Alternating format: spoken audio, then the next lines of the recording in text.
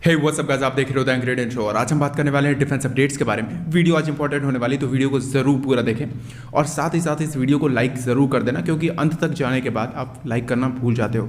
बात कर लेते हैं सबसे पहली अपडेट के बारे में, जहाँ पर रशिया ने बेसिकली बात की है T-14 अरमाता टैंक को लेकर। जब आपको ऑलरेडी पता होगा इंडिया को चाहिए नेक्स्ट जनरेशन के बैटल टैंक, जिसके लिए इंडिया ने ऑलरेडी प्रपोजल दिया हुआ था कई सारी कंपनीज़ को।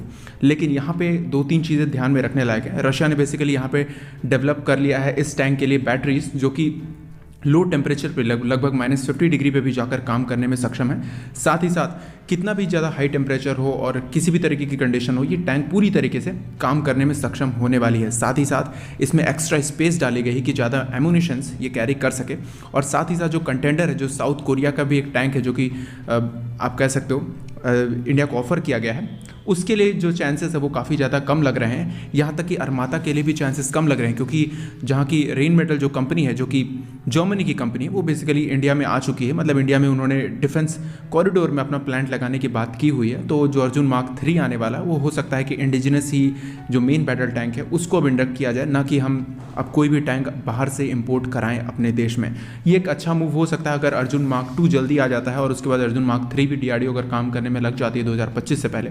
तो ये जो अर्जुन मार्क 3 है वो बेसिकली आप कह सकते हो इंडिया का मेन बैटल टैंक होने वाला है नेक्स्ट जनरेशन में। यहाँ पे अरमाता और साउथ कोरियन टैंक्स के जो चांसेस है वो काफ़ी ज़्यादा कम है। अब बात कर लेते हैं, जैसे कि आपको ये पता होगा कि इंडियन आर्म फोर्सेस को 15 दिन तक के लिए जो भी अपने एमुनेशंस हैं, मिसाइल्स हैं, जो भी चीज़ें हैं, उन सब के लिए स्टॉक करने के लिए बात की गई थी। तो स्पाइस मिसाइल हो गए, जिसको आपको पता होगा बालाकोट में इसका यूज़ किया गया था।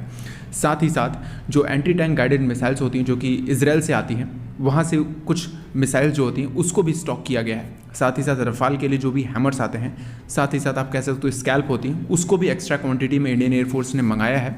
और कुछ गन्स हो गए, कुछ एमुनेशंस हो गए, उन सभी चीज़ों को बाहर से मंगवाया है, बेसिकली इजराइल से, कुछ फ्रांस से भी आए हैं। तो इसका मतलब ये है कि इंडियन आर्मी अब 15 दिन, जो कि 15 दिन के लिए इंटेंस वॉर की बात हो रही है, मतलब इंटेंस वॉर में ज़्यादा से ज़्यादा वेपन्स और ज़्यादा से ज़्यादा एमुनेशंस यूज़ होते हैं। मतलब कि आप कह सकते हो हर घंटे कई हज़ार गोलियाँ ऐसे ही ख़त्म हो जाती। तो बिल्कुल इसी तरीके से यहाँ पे भी जो मिसाइल्स हैं उसकी भी क्वांटिटी बढ़ाई गई है।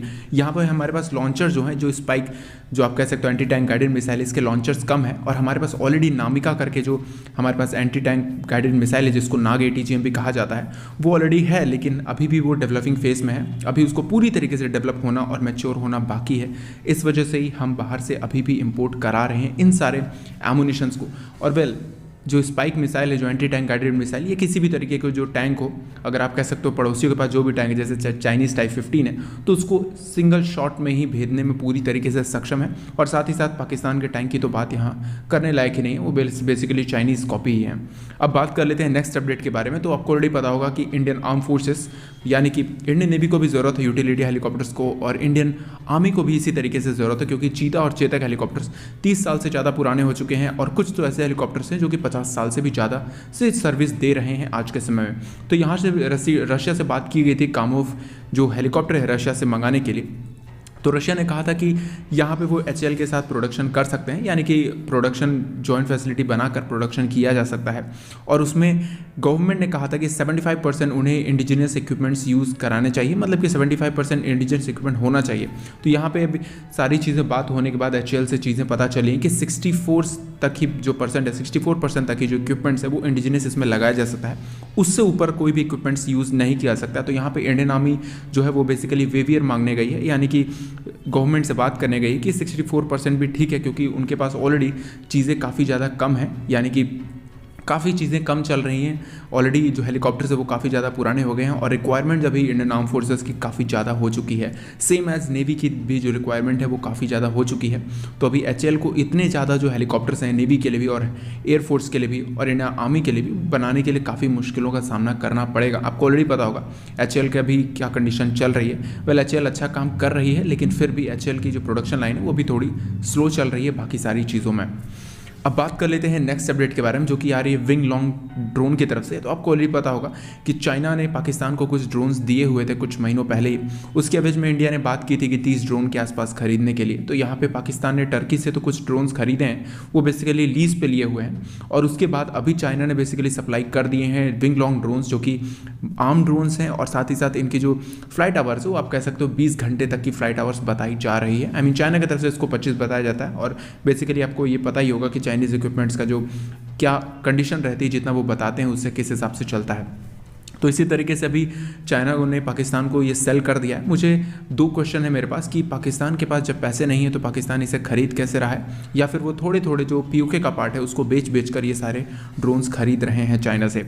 वेल एनीवेज, यहाँ पे इंडियन आर्मी ने कहा है कि हमारे पास जो गन्स हैं, जो कि एयर डिफेंस गन्स हैं, उससे ये पूरी तरीके से सेफ़ नहीं है। मतलब कि इंडियन आर्मी के पास जो एयर डिफेंस गन्स है उसको यूज़ करते हुए इन सारे ड्रोन्स को न्यूट्रलाइज कर सकते हैं इंडियन आर्मी। लेकिन कुछ कंसर्न्स अभी भी हैं कि हमें भी ऐसे ड्रोन्स की ज़रूरत है, जो कि करीबन 30 से 40 की संख्या में हमें शामिल करने की ज़रूरत है, क्योंकि हम हमेशा ही पायलट के लाइफ को रिस्क पे नहीं डाल सकते ऐसे किसी भी ऑपरेशंस को करके।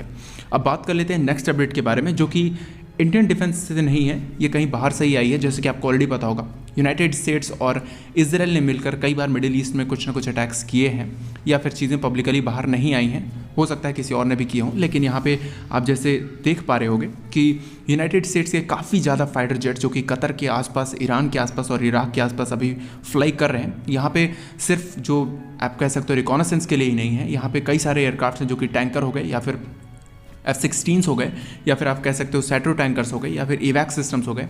यहाँ तक कि F-35 को भी कई बार स्पॉट किया गया है इस एरिया में।